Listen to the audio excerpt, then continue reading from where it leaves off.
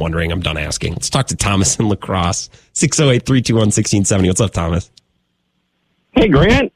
Good to hear from you. How you doing? I'm doing good. Bummed about the Packers, but hey, our Badgers I thought that was an awesome moment, even if it doesn't amount to anything, because I still think they might get shellacked by Ohio State. And our UWL Eagles, Thomas, they keep getting it done.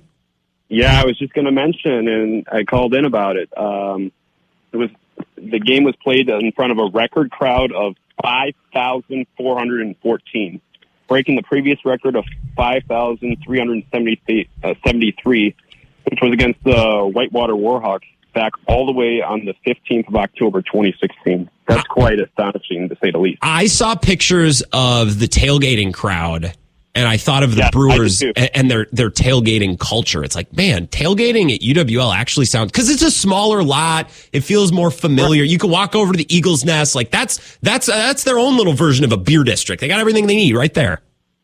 Absolutely. Absolutely.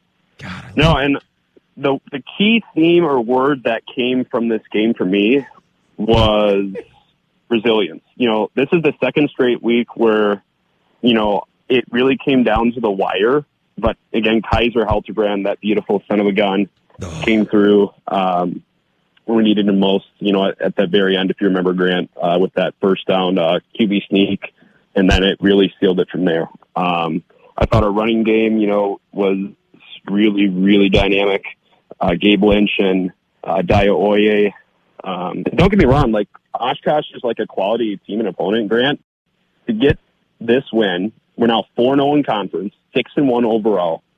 I mean, that's quite impressive. I mean, after the game, Kaiser Halterbrand, he said, he's got to clean some things up. He had an interception in the red zone and some drives that stalled. But, the O-line around him, though, Grant, they are beastly. Don't get me wrong. Hey, shout out Coach McGlenn. He's the guy who got this. I love Coach McGlenn. I love some of those coaches on the UWL staff. We got to stick to mostly Packers, but I am looking at this WIAC schedule and I'm looking at the standings, and I appreciate you, Thomas. Sorry we couldn't get you on Bill's show earlier today. We just got to kind of keep it to Packers sometimes, especially on the big fancy statewide home 11:30 game. Which, by the way, 11:30 games rule.